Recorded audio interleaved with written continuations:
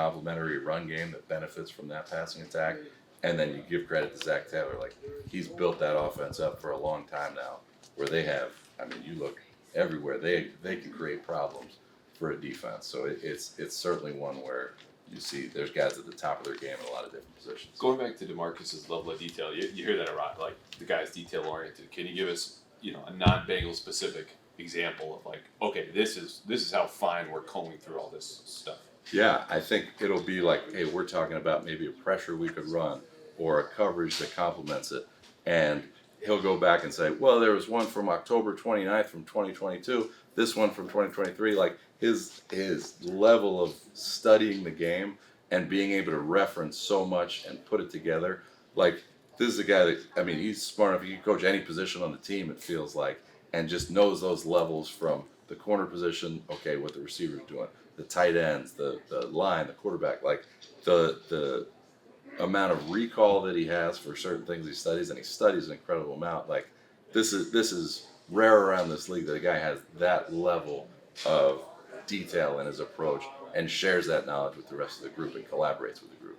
Thanks, Drew. Yep. All right, appreciate it. Just what a gain for us to have that guy here as a guy we can rely on here.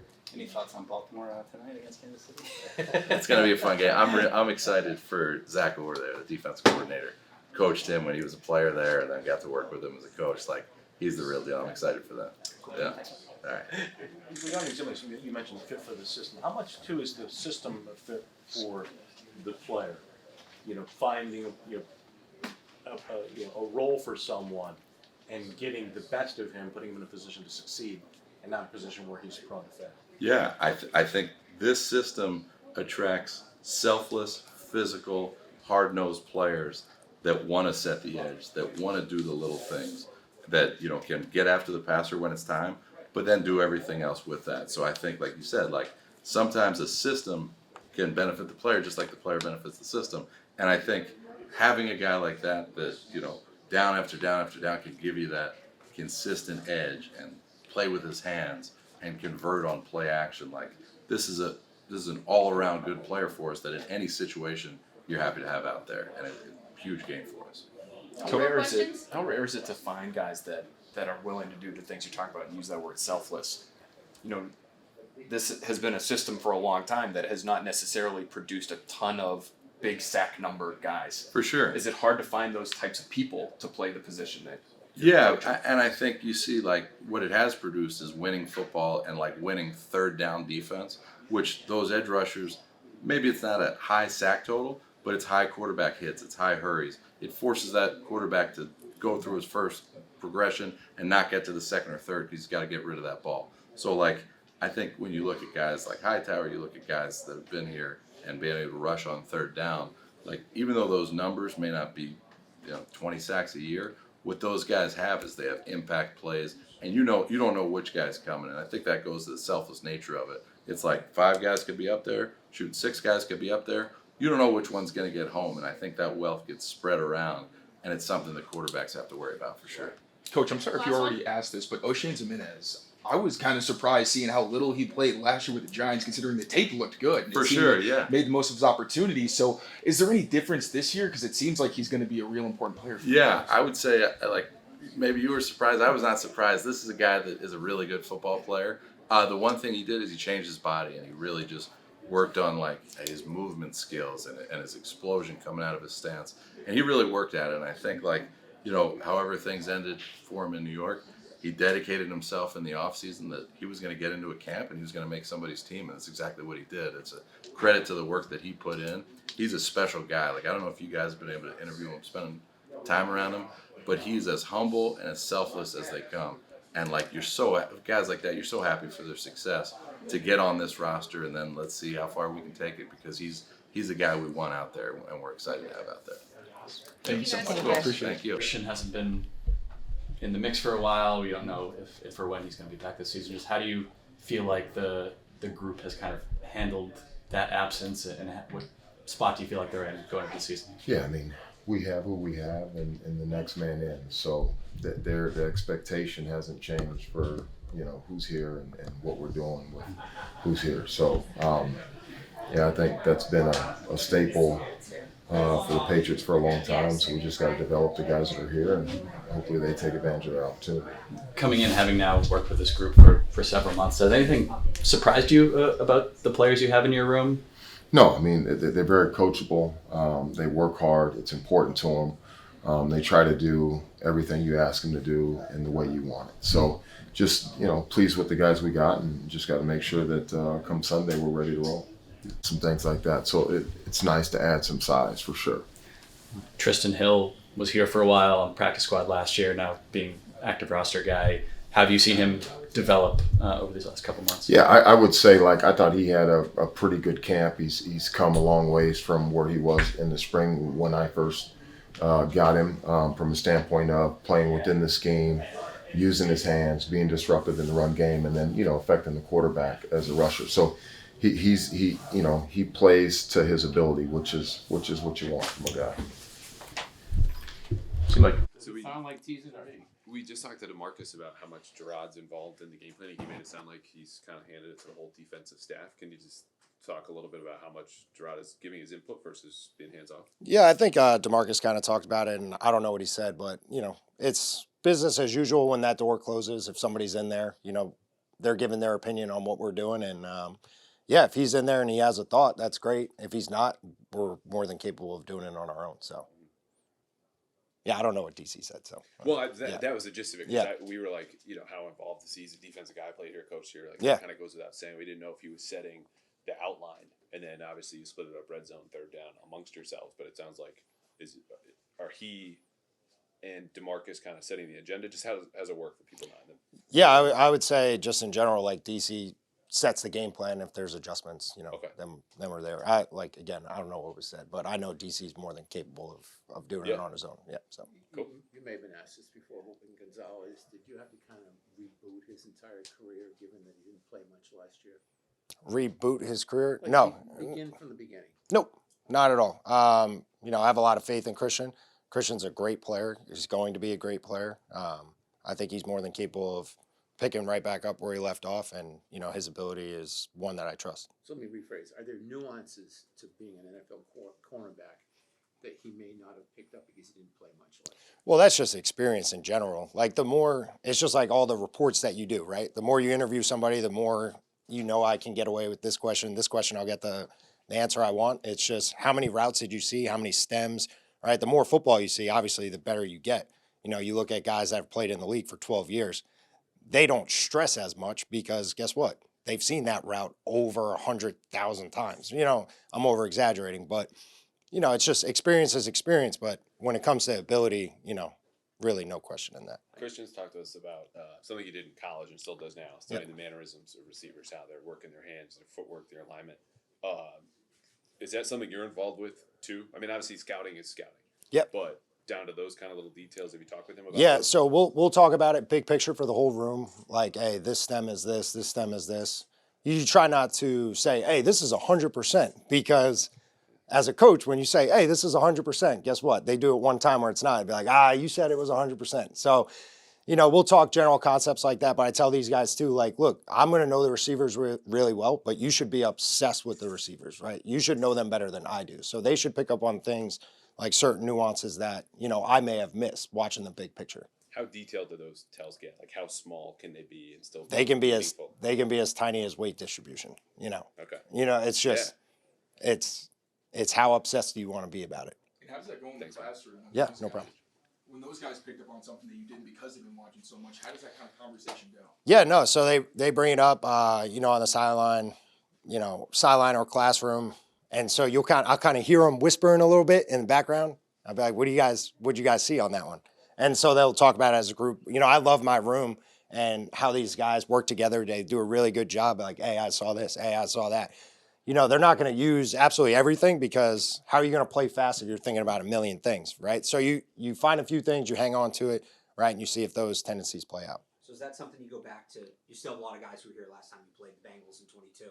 Is that something you go back to that game and it's like, what do you guys remember Higgins doing? What do you guys remember Chase doing? Things like that? Yeah, I think it would be silly not to watch that game, because in the first quarter, they had a pretty good game plan against us. How many points they put up, right? So, it's good to go back, watch that game, pick up on some tendencies, on those little mannerism things? Is there like maybe things that are even too small to potentially show up on tape? I would say you gain more, right? Just for you guys, you gain more watching him go against somebody you know really well versus going against some guy you may not know that well from a different team. Or this team's more of a, cover 3 match team. It's like, I don't know if we're gonna do something like that. It's just nuances like that. So it's like, hey, this was versus our team.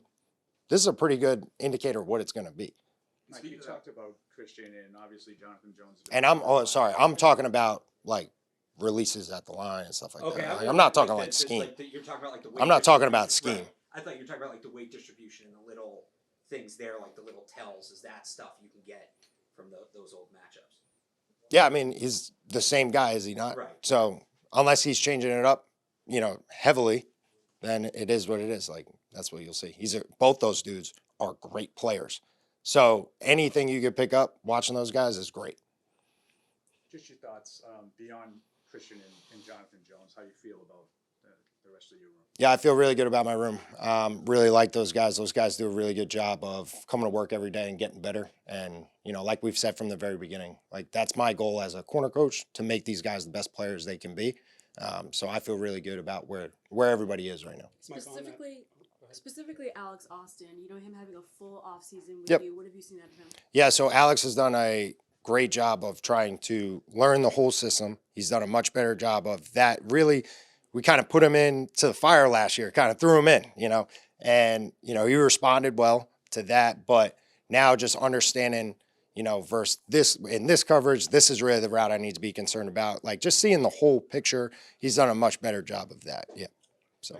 Our Marcus Jones kind of been was an odd summer. He was down a few times at various points or out there, but not necessarily participating. How do you feel like he's developed? He didn't get to play pretty much at all last year either. So it seems like it's been a difficult summer for him in some regards. Yeah, I would say that would be the case if he wasn't as locked in as he was. He was super locked in. He did a great job of, always being there when we had team periods, talking to those guys that were playing, they'd be like, hey, versus this, I would have done this. Hey, this, I would have done that. He was really good locked in this summer, so I have no reservations. Do you see Christian, Jonathan, and Marcus being like the starters, or do you think that could rotate depending on matchups? I think that could definitely rotate out on the field. Absolutely. Like, again, last year, how many guys did we play? We played a lot of guys. So I really have no reservation. If they're on the active roster, there's a good chance they're going to play, at some point. Coach, last time we saw this Bengals team, Marcus and Jonathan were playing on the outside. Obviously, huge mismatch considering the size difference. They were still competitive. Only gave up, I think it was like 3 explosive completions the whole game. What are the keys for those undersized guys to be able to remain competitive when they have such a significant height disadvantage? Yeah, just understand when you're light, when you're not, right? When you're exposed, when you're not. How are you going to play it? Am I going to, do this differently? It's just understanding the situation, right? Situational football has been preached here for 20 plus years, right? That doesn't change, really anytime, right? If you're thinking situations, coverage, right, location on the field, like all these things are factors that if you are, potentially outmatched, that you can overcome with just your awareness. Yeah, and you got to have some dog. He does a good job with that. I really like what Gerard's doing. It's just a different twist, right? Well, football is football at the end of the day. But I appreciate, the conscious effort he's doing here in the building. When it comes to Jamar Chase and T. Higgins, I feel like I've been having a hard time. Finally, we get a question about these guys. Like, these guys are good. Like, we're going to talk about them? But it feels like they're both good in similar ways. They're both huge, they're both fast, good after the catch and all those things. I was wondering from what you've seen, what makes them unique from each other? I mean, look, Jamar Chase is your do-it-all guy. Absolutely, 100%. He could do it's like the scene from Friday Night Lights. He could throw a pass, he can kick the ball, and, he can take out the trash and walk your dog too, right? Like, there's not much he can't do on a football field. He's a really good, talented player, 3-level route runner, great hands, explosive, fast, tempos his routes. He's one of, if not the top guys in the league. And, it's exciting to go against him, and I get really fired up about matchups like that. And then when you talk about Higgins is great in his own way, right? What he does as, a deeper to intermediate route runner, he's very good at that. He plays with physicality that some guys don't play with. You know, his ability to catch a contested catch is off the charts. He can make some silly ones. So, you know, that's, you know, he's a very good player, and those two guys are, you know, exciting matchups for us, and I'm sure for them it's exciting to go against us. Gesicki, I mean, you know, Yeah, I like Mike. Expect to see a lot of them. I don't know what they're doing over there. If I were them, I'd play Gesicki. You know, he's a good player. Create some matchups over there, but you know, I wish nothing but the best for Mike, and we'll see what happens on Sunday. Mike, how good of a test is this out of the gate for you guys? Out of the gate. So I've said this almost every year. Like, every team has good receivers. So, you know, it's like this team versus this team. You know, every team's going to have a guy, right? That's what the NFL is built off of, right? So you got a quarterback, you pay the quarterback, right? First of all, this quarterback is excellent too, right? And now you got to have somebody to throw to. So whether it was the Bengals or somebody else week one, it would still be a challenge. Every week's a challenge for us. He knows exactly where he's going. He knows exactly what route he's doing, and we got to read and react off that. So. We have 2 more questions for Mike. Alex Austin, run support, seems like, I mean. Yeah, we talked a little bit about him before. Skip that one. But I would say, yeah, my man is strong. Yeah, my man's strong. Yeah. Seems to like that part of the game. Yeah. And then he hits you with the little flex at the end, too. Yeah. Do you encourage that, the celebrations after plays? Not taunting. No taunting. No taunting. Right? No, but no, you work so hard. Bill used to say this all the time. You work so hard during the week, right, to go out there and make plays. You deserve the right to be excited to go when you make a play, to show that you're excited, to celebrate with your teammates, right? So I have no problem, right, if it's clean, right, we're excited, and our teammates are with us celebrating. I love that because that's 11 versus 1 now. Mike, you still doing everyone meets together, DBs, or did you go back to? No, yeah, we all still meet together. You know, me and Brian, right? We talk about it all the time. Like, me and Brian work great together. Yeah, and so when we need individual time, we just split up. It's not a big deal. Ice down your arm after practice. Man, I can sling it now. You see me? Yeah, you see me out there? Yeah, come on now. I've been doing this for going on 10 years, so I should learn how to throw a football in 10 years. If you think about 10,000 hours, I've done it. Ice it up. Yeah. Thanks, Mike. Yep. Thank you.